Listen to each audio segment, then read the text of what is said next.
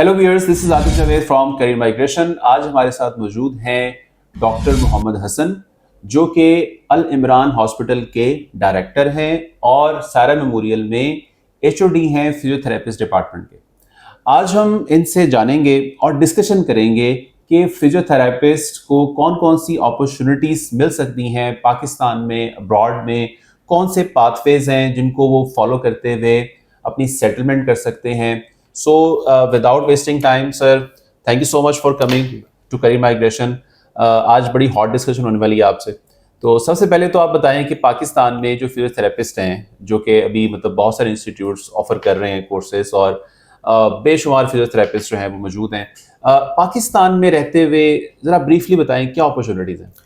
बिस्मिल्लाहिर्रहमानिर्रहीम। सर, पहले तो शुक्रिया आपका कि आपने इनवाइट किया।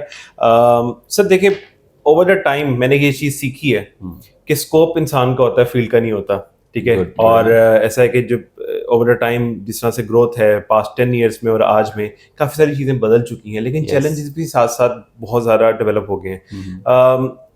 बाद में कोविड के बाद ना मैं सबसे बड़ी प्रॉब्लम आई है ट्रेनिंग के हवाले से, यानी कि फिजिकल थेरेपिस्ट की जो ट्रेनिंग है उसका मेयार काफ़ी डाउन गया। कोविड में रिस्ट्रिक्शंस थी, ऑनलाइन प्रैक्टिस, वही बच्चे जो है वो मार्केट में एक तरह से आ रहे हैं। इसकी वजह से हमारी फील्ड ने काफ़ी सफ़र भी किया है, और दूसरा ये कि पेशेंट का कॉन्फिडेंस भी कुछ पॉइंट्स में लैक करता है, लेकिन हर बच्चा दूसरे से कम्पीट करता है। जैसे मैंने पहले कहा कि scope is about the person not the field. So similarly कुछ पॉजिटिव चेंजेस आए, जैसे एएचपीसी रिकग्नाइजेशन स्टार्ट हो गई, अभी उन्होंने scope of physiotherapy practice launch कर दिया, which is a very good thing and very good development in the terms of finally ये रेगुलराइजेशन होने जा रही है, जो कि इससे पहले स्ट्रक्चर मौजूद नहीं था। लेकिन टॉकिंग अबाउट द चैलेंजेस, एक नए फिजिकल थेरेपिस्ट के लिए सर आज भी मार्केट में कोई जगह नहीं है। यानी फ्रेंकली अगर बात की जाए तो आज से जो पिछले 2-3 साल से ग्रेजुएट पास आउट हो चुके हैं, मोस्टली के पास या तो जॉब नहीं है, या उस तरह से पेशेंट नहीं है, या वो क्लिनिकल सेटअप्स जिस तरह होने चाहिए उस चीज़ पे नहीं है। तो state of the art clinical services की अगर बात की जाए तो वो बहुत रेयर हैं और कम हैं। तो कंपैरेटिवली हमारी field is in a developing stage right now in Pakistan. जो चैलेंजेस पाकिस्तानियों को हैं वो शायद बाहर के मुल्कों में या डेवलप्ड कंट्रीज में वो चीज़ें नहीं हैं। अच्छा डॉक्टर साहब, जैसे हमें पता है कि बहुत सारी और भी फील्ड्स हैं जहाँ पे चैलेंजेस हैं, और ये कोई एक्सेप्शन नहीं है कि फिजियोथेरेपिस्ट को कोई चैलेंज नहीं है। इन तमाम चैलेंजेस को पाकिस्तान में लेते हुए हम ये देखते हैं कि बहुत सारे लोग फॉरेन सेटलमेंट या फॉरेन कंट्रीज़ में अपनी अपॉर्चुनिटीज़ को तलाश करते हैं। तो इस हवाले से आप क्या कहेंगे कि एक फिजियोथेरेपिस्ट को या फ्रेश ग्रेजुएट को, या कुछ उसका एक्सपीरियंस है उसको लेते हुए, वो कौन सी चीज़ें ऐसी हैं जिनको वो फॉलो करते हुए किसी दूसरे मुल्क में जाके, मतलब उसमें बहुत सारे हैं, यूएस है, मिडल ईस्ट है, कनाडा है, न्यूजीलैंड है, यूके है, आप थोड़ी सी इसके ऊपर रोशनी डालें कि कहाँ कहाँ वो अपनी सेटलमेंट कर सकता है और कैसे। सर देखिए, जैसे अभी बात हुई कि पाकिस्तान में रेगुलराइज हो गई चीज़ें, तो बाहर के मुल्कों में ना ऑलरेडी ये चीज़ें स्ट्रक्चर्ड हैं। जैसे अगर if you talk about UK, US या कोई भी डेवलप कंट्री अगर आप उठाते हैं तो वहाँ पे एक बाकायदा डिपार्टमेंट है, काउंसिल्स हैं जो कि आपकी पहले एकेडमिक्स को क्रेडेंशियल करती हैं and then they move on. So पहली बात ये है कि लाइसेंस लेना एज अ पाकिस्तानी ग्रेजुएट, कुछ मुल्क जो हैं वो आपको फैसिलिटेट करते हैं और कुछ जो हैं वो आपकी डिग्रीज को क्रेडिट नहीं करते। अच्छा, मेरी छोटा सा क्वेश्चन है यहाँ पे, पाकिस्तान में लाइसेंस के लिए कोई डिपार्टमेंट है, कोई ऑर्गेनाइजेशन है जो फिजियोथेरेपिस्ट को लाइसेंस देती है? सर एज ऑफ टुडे ये पिछले 1.5-2 महीने से लाइसेंस इशू होने स्टार्ट हुए एएचपीसी के साथ, अलाइड हेल्थ प्रोफेशनल काउंसिल। इससे पहले जो है वो कुछ एसोसिएशंस थी लेकिन वो एक्रेडिटेड नहीं थी। तो अभी जो गवर्नमेंट लेवल पे जो चीज़ हो रही है, it is what we call a license. Okay, अभी उसमें बहुत सारी बेहतरी आने की जरूरत है। उसकी क्रेडेंशियल्स को बाहर मानना जाना, और उसकी ओवर द टाइम जो है ना उसकी ग्रोथ होगी जब वो डिफरेंट एमओयूज अपने साइन करेंगे और स्ट्रक्चर डेवलप होगा। अभी बाहर के बारे की बात करते हैं। बाहर क्या हमारे, so sir let's talk about UK. UK was a very good opportunity right after Covid. बहुत सारे दोस्त गए भी और बहुत सारे लोगों ने एसीपीसी का लाइसेंस भी गैदर किया, बट राइट नाउ उन्होंने उसको काफी रिस्ट्रिक्ट कर दिया for international students due to multiple changing environment. आप देखते हैं कि डिप्लोमेटिक टाइज, हर चीज चेंज हो रही है over the time. Similarly skill shortage बहुत ज्यादा थी फिजिकल थेरेपी में, जो कि ओवर द टाइम कुछ ओवरकम भी हुई है और कुछ ये रुझान चेंज हुआ है। तो what I would talk about UK is not a very good option right now. We do have other options like New Zealand, Australia, you can talk about USA, Middle East एक ऑप्शन थी। But Middle East में what I think 10 साल आप middle East में लगा लेना तो you stand on the same spot. No PR, no nationality, कुछ भी नहीं है, आप फिर से back to the। So वही जो बात है कि आपने 3-4-5 लाख रुपए जो कमा लिया या बचा लिया, तो वो आपकी अर्निंग है, and after 10 years you are as new as anyone else. तो और उसके बाद फिर आपके पास किसी और कंट्री में जाने की चॉइस भी नहीं बचती भी यार, आपकी एज फैक्टर बहुत वो चला जाता है और बहुत कम अपॉर्चुनिटीज आ जाती हैं। सो थैंक यू सो मच। हम इसके बारे में अब वन बाय वन मैं आपसे जानूंगा कि हम इन कंट्रीज को जरा थोड़ा सा मजीद एक्सप्लोर करते हैं, कि हम वन बाय वन कंपैरिजन करते हैं कहाँ क्या चीज़ बेटर है। सर इस सिलसिले में ना मैं आपकी राय जानना चाहता हूँ। देखें ऑब्वियसली आपने मेरे से पूछा, मैंने तो आपको वो बताया जो प्रैक्टिकली हम लोग चीजें महसूस करते हैं, but what do you think एक फिजिकल थेरेपिस्ट के पास आज के दिन में क्या इमिग्रेशन अपॉर्चुनिटीज हैं या क्या अपॉर्चुनिटीज से वो प्रोफेशनली ग्रो भी कर सकता है? देखिए सबसे पहली चीज़ तो आपने जो बताई है वो है लाइसेंस है। यस। किसी भी कंट्री में कोई भी मेडिकल प्रोफेशनल जब जाता है तो उसको लाइसेंस की ज़रूरत होती है। अच्छा, apart from this licensing process जो कि मैं आपसे पूछूंगा साथ साथ, सरेदस्त अभी जो मौजूद हैं अपॉर्चुनिटीज़, उसमें कनाडा भी है, उसमें न्यूजीलैंड भी है, उसमें यूएस भी है, लेकिन फर्स्ट ऑफ ऑल हम बात करेंगे कनाडा की। कनाडा में इस वक्त हेल्थ केयर का ड्रॉ उस लेवल पर आ गया है CRS स्कोर, जहाँ पे अब पाकिस्तान में मौजूद फिजियोथेरेपिस्ट के लिए या किसी भी और मेडिकल प्रोफेशनल्स के लिए उसको अचीव करना बहुत आसान हो गया। यानी it's like more over a closing opportunity right now. Exactly. और उसके फैक्टर्स हैं उसमें, मैं पहले भी बहुत सारी वीडियोस में बता चुका हूँ कि एजुकेशन, एज, IELTS और एक्सपीरियंस, ये 4 ऐसी चीज़ें हैं जो अगर आपके पास आइडियली मौजूद हैं और वो फिट होती हैं उस क्राइटेरिया में, तो इमिग्रेशन हो जाती है। सर राइट टाइम क्या है? यानी अगर मैं बात करूँ बिल्कुल फ्रेश ग्रेजुएट, उसको लाइसेंस लेने में प्रॉब्लम है, एक एक्सपीरियंस ग्रेजुएट की उम्र ज्यादा हो जाती है, तो what do you think is the perfect age to apply for the Canada immigration? और what do you think this? बहुत अच्छा क्वेश्चन किया है, क्योंकि अभी भी कैंडिडेट्स जब हेल्थ केयर के हवाले से, हेल्थ केयर प्रोफेशनल्स जो हैं वो मार्केट में जाते हैं तो उनको ये कहा जाता है कि आप एलिजिबल हैं। यस, सब एलिजिबल हो सकते हैं, लेकिन अगर आप CRS स्कोर देखें, यानी कि अगर आपने इनविटेशन हासिल करना है और ड्रॉ में आपका नाम आना चाहिए, तो आप जान लें कि इस वक्त हाईली कंपेटिटिव स्कोप चल रहा है, इस वक्त सिनेरियो चल रहा है। CRS स्कोर 470 था लास्ट, तो 470 को अचीव करने के लिए आपकी एज 29 से क्रॉस कर जाती है, तो फिर आप उसको अचीव नहीं कर सकते। क्योंकि ये स्कोर 504 से नीचे आया है, तो ऑब्वियसली अभी ऊपर जाने वाला नहीं है, क्योंकि इसमें जॉब ऑफर के पॉइंट्स खत्म हो गए हैं। But at the same time अब एज फैक्टर जो है वो बहुत मैटर करता है। जैसे ही आप 29 साल से ऊपर मूव करते हैं तो आपके 5 पॉइंट्स गिर जाते हैं, राइट। और फिर आपके लिए अगर ये स्कोर नीचे नहीं आता, और क्योंकि बहुत सारे लोग अप्लाई कर रहे हैं, सिर्फ पाकिस्तान से नहीं, बाहर की कंट्री से भी अप्लाई कर रहे हैं, तो आपका अपने स्कोर को हाईएस्ट पॉइंट पर रखना बहुत जरूरी है। और उसके लिए 29 age is the limit basically. मेरे पास जो, मैं तो अब किसी को ऐसे नहीं ले रहा कि 29 से अगर कोई क्रॉस कर गया है। ऑब्वियसली अगर 27-28 का है तो उसको 3 ईयर का एक्सपीरियंस है, देन फिर उसका IELTS है जो कि 777-8 चाहिए, मतलब उसमें 8 लिस्टिंग में बाकी सारे 777 स्कोर चाहिए। And that is possible also कि हम उसको टिप्स एंड ट्रिक्स और कुछ ऐसे सीक्रेट्स बताएं जिससे उसके स्कोर भी आ सकता है, तो this is a good option. अच्छा सर, जैसे भी आपने आइल्स का जिक्र किया, मैं ये पूछना चाहता हूँ कि sir what do you think, because मेरे पास जो कोलीग्स डिस्कशन के लिए आते हैं, जूनियर कोलीग्स स्पेशली जो अपॉर्चुनिटीज को सीख कर रहे हैं, वो आके कहते हैं कि सर आइल्स कैसे होगा। तो मैं समझता हूँ कि it's more over a myth और एक वो हवा बनाया गया है। तो what do you think about, what do you think कि हमें कैसे कर लेना चाहिए उसको? देखिए, IELTS is no doubt a big game, like I mean it's a big fear. लेकिन मैं आपको बताऊं, unfortunately English has never been taught as a language. हमारे इंस्टीट्यूट्स में बच्चे को, जब आप आइल्स बुक करने जाते हैं तो आइल्स के लिए वो पूछते हैं इंग्लिश कब से पढ़ रहे हैं, तो वहाँ पे लोग 16 ईयर्स लिख देते हैं, क्योंकि आपने 16 ईयर एजुकेशन है, तो 16 ईयर से यानी कि फर्स्ट क्लास से आप इंग्लिश पढ़ रहे हैं, तो 16 ईयर्स आपने कोई चीज़ की है और स्टिल यू हैव फियर, तब भी आप उसकी कॉम्पिटेंसी नहीं हासिल कर सके। इसकी बुनियादी वजह यह है कि English has been taught as a subject, this has never been dealt as a practically उसको नहीं पढ़ाया गया, लैंग्वेज को लैंग्वेज के तौर पे नहीं पढ़ाया गया, इसको हमेशा सब्जेक्ट के तौर पे। तो लैंग्वेज इज एन आर्ट, मैं कहता हूँ। अगर आप इसको आर्ट के तौर पे लेंगे तो यू कैन लर्न इट। और if you contact us, we have teachers, we have ways, we have secrets, we have tips and tricks, इसमें हम आपको उन डायरेक्शंस में लेके चलेंगे जिससे आपका आइल्स वेरी इजीली आप अपना स्कोर अचीव कर लेंगे। यानी आपके मुताबिक it's not a big fear now? No, not at all, not at all. Let's move forward, sir. What about if we go Canada? I think is a closing opportunity. तो जो लोग 29 से cross कर गए हैं, what would they like, उनको क्या करना चाहिए? देखिए जो 29 से क्रॉस कर गए हैं उनके पास एक्सपीरियंस है, वो चाहे 40 के भी हैं, वो 45 के भी हैं, तो उनके लिए उन फिजियोथेरेपिस्ट के लिए अपॉर्चुनिटी मौजूद है। और मैं ये कहूँगा कि New Zealand can be an opportunity. New Zealand में फिजियोथेरेपिस्ट ग्रीन लिस्ट में आते हैं, और ग्रीन लिस्ट में जो जॉब होती हैं, अगर आप जॉब इंटरव्यू क्लियर कर जाते हैं, राइट, तो आप लैंडिंग पीआर होते हैं, आपके पास जॉब भी होती है, स्टेट टू रेजिडेंसी जाती है आपकी, स्टेट रेजिडेंसी जाती है। लेकिन इसमें एक बड़ी इंपॉर्टेंट चीज़ है, उसका एक प्रोसेस है, राइट। जैसे आप इसको डिफाइन करें कि न्यूजीलैंड में हम लाइसेंस कैसे लेंगे, अब लाइसेंस वाली बात आप करें। अब इसमें ऐसा है कि देखें, ऑब्वियसली जो चीज़ मुझे ट्रैक करती है न्यूजीलैंड की, अगर मैं अपने एक्सपीरियंस से शेयर करूं, तो ऑब्वियसली सीएसआर जैसा स्कोर आपने बताया Canada, it's not on that scoring pattern, but yes there are merits to be called as a physiotherapist. New Zealand की अगर हम बात करें तो उसमें 2 रूट्स हैं, एक हमारा एक नॉर्मल रूटीन रूट है, एक हमारा एक्सप्रेस पाथवे रूट है। एक्सप्रेस पाथवे के लिए जो सबसे कॉमन एलिजिबिलिटी है वो हमारे पास यूके का प्रैक्टिस लाइसेंस। अगर कोई भी साथी ऐसा जिसके पास एसीपीसी है और उसको यूके में कोई जॉब अपॉर्चुनिटी नहीं मिल रही, या वो उससे अलावा कोई और वेन्यू, इवन जो कि यूके में रिजाइड कर रहे हैं, they are limited on the opportunities, किसी ने अपना पोस्ट ग्रेड कंप्लीट कर लिया और somehow they do have a very good opportunity in applying for New Zealand, and the paper work I know about it, it's very easy.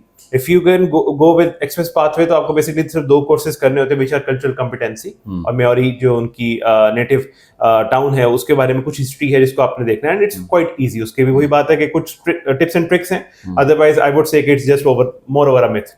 So similarly if you can clear that express pathway 7 to 10 days में आप अपना काम clear कर सकते हैं। And if you are living in Pakistan and you don't have any physical any license with UK और any other country जो कि उनकी लिस्ट में आता है, then even then you have an opportunity, आप अपने डॉक्यूमेंट्स को क्रेडेंशियल करवाते हैं, उनके प्रोसेस है, उसको टाइमलाइन है, उसको फॉलो करते हैं, and if you are equalized with that you can get the licence.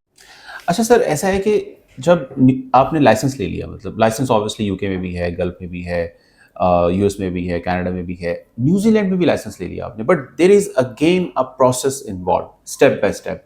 आपके डॉक्यूमेंट वैल्यूएशन हो गई, आपका लाइसेंस हो गया, और आप वहाँ की काउंसिल में रजिस्टर्ड हो गए, उनकी वहाँ फिजियोथेरेपिस्ट काउंसिल है, वहाँ पे रजिस्टर्ड हो गए आप। अब आपको क्या चाहिए कि आप वहाँ चले जाएं?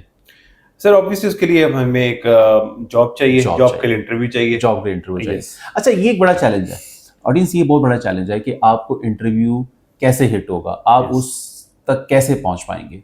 तो उसमें हम, क्योंकि पाकिस्तान में ऑथोराइज रिक्रूटर हैं, हमारे पास लाइसेंस है, and we have contracts there, okay, right, और हम आपको उस स्टेज तक लेके जा सकते हैं जहाँ पे आपको इंटरव्यू हिट हो जाए। सर ये तो बड़ी amazing opportunity in a sense के सबसे बड़ा जो प्रॉब्लम, जैसे मैं यूके की बात करता हूँ, कि ओवर द टाइम अगर आप एसीपीसी ले भी लेते थे ना, तो आपको जॉब इंटरव्यूज नहीं आते थे, और अगर आ जाते थे तो आपको फिजिकल वेरिफिकेशन के लिए कहते थे कि हमारे पास आए, and getting a visa over there it's nearly impossible. So I guess this is the best opportunity you are talking about. Yes, अब इसमें होगा ये कि जब एक कैंडिडेट को इंटरव्यू आ गया, तो हम आपकी सर्विसेज लेंगे, फिर हम उस फिजियोथेरेपिस्ट को कैसे उस इंटरव्यू को पास करना है, क्या उसके डेकोरम में उसको समझना है, और वहाँ की जो प्रोटोकॉल्स हैं, एसओपीस हैं, जो कि एक फिजियोथेरेपिस्ट को चाहिए समझना न्यूजीलैंड में प्रैक्टिस करने के लिए, तो उसके लिए हम प्रिपरेशन के लिए ऑब्वियसली वो आपकी सर्विसेज आएंगी। लेकिन जॉब लैंड करने तक हम उसको लेके चलेंगे, उसका इंटरव्यू होगा, फिर उसका वीज़ा प्रोसेस होगा, और right away after the interview just takes 2 months कि आप वहां पे एज पीआर लैंड कर जाते हैं। मेरा ख्याल है कि ओवरऑल अगर मैं इसको समराइज करूँ ना, सबसे बड़ी प्रॉब्लम जो देखें, फॉर एग्जांपल अगर हमने किसी ने कनाडा में इमिग्रेशन भी ले ली या यूके का लाइसेंस ले लिया या यूएस का license, it's not a big deal, it's more over documentation which we like a professional, जिस तरह के मैं अपनी सर्विसेज दे सकता हूँ, तो वो चीजें तो चले हमने कवर कर ली, लेकिन कंसर्न वही होता है कि you can get a job interview. Sir how sure about that you are, like जो आपके लिंक्स हैं या रेफरेंसेस हैं, I am very surprised with the confidence you shared, लेकिन how confident you are कि जी 100% you can get, लेकिन opportunity हर किसी का एक नसीब है, और उसमें कितना आप कर सकते हैं, लेकिन कितना नहीं है वो एक अलग बात है, लेकिन getting to an interview is a very big deal. देखिए हमारा इंटरव्यू, हम क्यों कॉन्फिडेंट हैं, क्योंकि पहली बात तो यह है कि पाकिस्तान में मैं लीगली इसको डील कर सकता हूँ। पाकिस्तान इमिग्रेशन ब्यूरो ने मुझे लाइसेंस दिया है कि मैं पाकिस्तान से कहीं भी दुनिया में फॉरेन कंपनीज, ऑर्गेनाइजेशन, स्कूल, सबके लिए मैं रिक्रूटमेंट कर सकता हूँ। ठीक है। Since I have this authority, तो हमने दूसरे मुल्कों में अपने कॉन्ट्रैक्ट्स बनाए हैं, राइट, वो एग्रीमेंट्स किए हैं। उस एग्रीमेंट के तहत हम अपना कैंडिडेट जब थ्रू करेंगे और प्रेजेंट करेंगे तो ऑब्वियसली हमें वो इंटरव्यू की स्टेज तक ले moreover आएंगे। this is you are talking about your own credibility which you have built over the time. Exactly. Even like getting a legalized order on that Yes, license exactly. आपके पास है, Exactly. it's a good thing I would say. Exactly. So So इस तरह से हम लोगों को वहां तक लेके जाएंगे। देन उनका काम है कि they have to show their talent, उन्हें इंटरव्यू पास करना है। Right after the interview is passed तो हम नेक्स्ट स्टेज उसकी वीजा प्रोसेसिंग है और लैंडिंग है, that we will step in again और फिर हम उस प्रोसेस को पूरा करेंगे। सर हमने कनाडा की बात की, हमने यूके का जिक्र किया, हम न्यूजीलैंड तक पहुंच गए, लेकिन you have miss another opportunity which is USA. Yeah, it's a big opportunity, very big opportunity.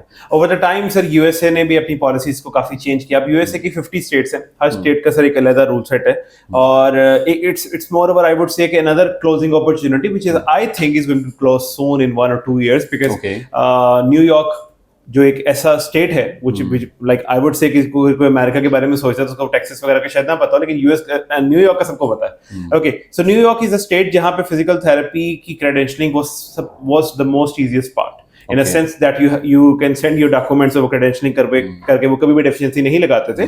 Over the last year उन्होंने भी अक्टूबर में कुछ चेंजेस अपनी पॉलिसी में किए हैं, so I would say कि this is a right time to pick that opportunity. So right now even a physical therapist who is being trained in Pakistan they can apply to New York route, though they do have a discrimination over that कि कुछ लोगों को PTA में करना पड़ेगा, कुछ deficiencies को cover करके they can go for PT. But even having said that, there is a right and opportunity of H1B visa. Secondly, there is an opportunity for green card as well. So sorry to cut you short, ये H1B visa को लेके भी बड़ी confusion है। वो तो Donald Trump ने कहा कि वो $1 लाख जो कंपनी पे करेगी वही हायर कर सकती है। सर दैट इज वो भी ना बेकायदा सी बात है कि अभी तक उन्होंने क्लैरिफिकेशन इसके बारे में प्रॉपर्ली दी नहीं है, लेकिन what people have been talking about it, ये जो resources हमने confirm किया है वो ये है कि this is only applicable on the IT department moreover. So it's not connected with the health sector, क्योंकि health sector ये चीज़ afford नहीं कर सकता, और obviously अगर आप लोग आजकल जैसे AI का दौर है, you can ask this question from the GPT as well to make it sure. So they will tell you कि this H1B rule जो कि नया implement हो रहा है, this is not for healthcare sector. So it's a good opportunity. मार्च में इनकी भी लॉटरी होती है, so this is the right time to start working on it. और similarly there is a green card route as well. अगर वो बंद हो भी जाए तो you do have an opportunity for immigration that is straight to permanent residence. अच्छा, मुझे एक बात बताएं, यूएस में जाने के लिए एक फिजियोथेरेपिस्ट को पहला स्टेप कौन सा लेना है? अच्छा sir, US is very structured. I would say कि जैसे आप किसी let's compare it with UK का sir process was quite simple. Even I would say कि candidate can start the process without any guideline. They could just search the internet a bit और वो अपना काम कर सकते हैं। But if you talk about US, sir, first of all, credentialing that is very tricky. If you get it right, आपकी credentialing हो जाती है, then your scores are being sent from FCCPT to NYCD, which is the New York State Education Department. Then they do again check the process. वो आपकी credentialing को okay करते हैं, उसको process करते हैं, फिर आपको term करते हैं that you are being qualified as a PTA or a PT.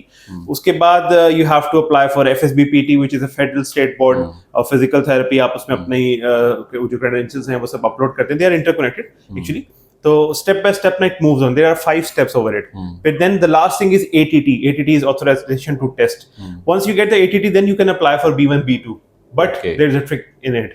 B1, B2 apply करने के लिए जब आप ATT पे पहुंचते हैं तब तक आप अपनी एग्जाम फी सबमिट कर चुके होते हैं, अपनी एक डेट बुक कर चुके होते हैं। एग्जाम की डेट बुक कर चुके होते हैं। तो इट्स आई वुड से कि आपका सब कुछ रिस्क पे अगर आपको वीजा ना मिले। गेटिंग अ वीजा ऑब्वियसली अगर आपकी राइट डॉक्यूमेंटेशन है, if you know how to fill the DS 160 and applying the right way, तो वीजा तो sir I would say it's in your pocket until and unless you make a good blunder on it. ठीक है, तो I would suggest कि अगर आप कोई भी ऐसा काम कर रहे हैं, make a direction on it, do consult and then take your decision. Yes, exactly. So क्योंकि यूएस का वीजा जो है वो बहुत से लोग समझते हैं और ये समझना भी चाहिए, 50-50 है, आप विंडो पे जाएंगे, आप इंटरव्यू देंगे, लेकिन चूंकि फिजियोथेरेपिस्ट को ये एक एज है कि उन्होंने एग्जाम पास किए हैं, वो रजिस्टर्ड हो चुके हैं और फिर वो अपना एग्जाम बुक करने के बाद B1 B2 अप्लाई करने जा रहे हैं। तो in most of the cases like 90% cases में वीजा मिल जाता है यूएस। सर इसमें एक और बात भी मैं ऐड करूंगा कि हमें वो पूरा प्रोसेस वेट करने की भी जरूरत नहीं है। If you have a good reason to apply, book your date. आपको डेट भी वैसे एक साल बाद की मिलती है। I know there are tips and tricks for that as well to get the बिल्कुल ऐसे ही है टिप्स एंड ट्रिक्स। बट ये है कि ओवर द टाइम मैंने ये चीज समझी है कि if you have the good reason to visit, If you have a very strong reason and strong documentation being worked on it, और आपने सच वीजा बोला है मिल हर जाता है। चीज, तो सच बोला है आपने, अपनी डॉक्यूमेंटेशन ठीक की है आपने, उनको कुछ नहीं छुपाया, और आपने थ्रू प्रॉपर चैनल चले। आपका एक, जब आपने डेट बुक की उसको किसी एजेंट से नहीं करवाया, वो खुद किया आपने, और उसको करने का भी एक तरीका है। मतलब आप, मतलब उसमें एक बड़ी इंपॉर्टेंट बात यह है कि आप किस जगह से और कौन आपका वीज़ा, कौन कौन सा फॉर्म है, हाँ, वो कौन आपका वीज़ा 160 फॉर्म कौन आपका फिल आउट कर रहा है, वो आप कर रहे हैं, कोई और कर रहा है, या कैसे कर रहे हैं। यह बड़ा अच्छा पॉइंट दिया। सो यानी कि आप जब वीज़ा मिल गया और अब यूएस चले गए हैं, अब आपको वीज़ा मिल गया, आप यूएस चले गए, आप फिजियोथेरेपिस्ट हैं, आपने एग्जाम पास कर लिया है, व्हाट नेक्स्ट? तो सबसे पहले तो ये कि वो वीजा है 5 साल का, for you can stay in 6 month in multiple entry visa है। लेकिन उस वीजे का सिर्फ एक जो क्लो है वो ये है कि you can not work over there under that visa, like जिसके अगेंस्ट आपको स्टाइपेंड मिल रहा हो। You can go for training, you can attend a lot of workshop, you can do whatever you want except that you earn from on that visa. तो उसके लिए कुछ routes होते हैं। Obviously once you go over there, you explore opportunities, you will be guided by people like you or somehow जो लोग वहाँ पे लोकली मौजूद हैं, तो अपॉर्चुनिटी सर निकल आती हैं। ठीक है, it's the main thing is कि आप जा रहे हो, आपका पेपर वर्क पूरा है, and you have that backup in your hand where you are going to spend your life. Yes, okay, so but closing it, I would say US is a very good opportunity, and what I think is this is going to close sooner, 27 or 28, that's it. Yes. So this is the right time to go for it. So audience, you heard us, and we talk over multiple options into different directions, starting with the UK, then Gulf, then Canada immigration. Obviously it's a big thing. इसके बाद New Zealand को हमने discuss किया और US को भी हमने touch किया। अब आपने देखना ये है कि आपकी स्टडी डेस्टिनेशन, आपकी लिविंग डेस्टिनेशन कौन सी है, कौन किसको आप समझते हैं कि आप ऑप्ट करेंगे और आप पीस ऑफ माइंड के साथ रह सकेंगे। इसके लिए आप हमें कांटेक्ट कर सकते हैं। We have built up a very good combo consultancy with physiotherapist assistance. तो हम इस कॉम्बो के साथ फिजियोथेरेपिस्ट को गाइड कर सकते हैं कि वो लाइसेंस के प्रोसेस से कैसे गुजरेंगे, वो इंटरव्यू कैसे पास करेंगे, वो सेटलमेंट इमिग्रेशन का रूट कैसे लेंगे। तो ये सब चीज़ें हम अंडर वन अम्ब्रेला आपको प्रोवाइड करेंगे, right? So thank you very much doctor Hasan, आपको हमें ज्वाइन करने का।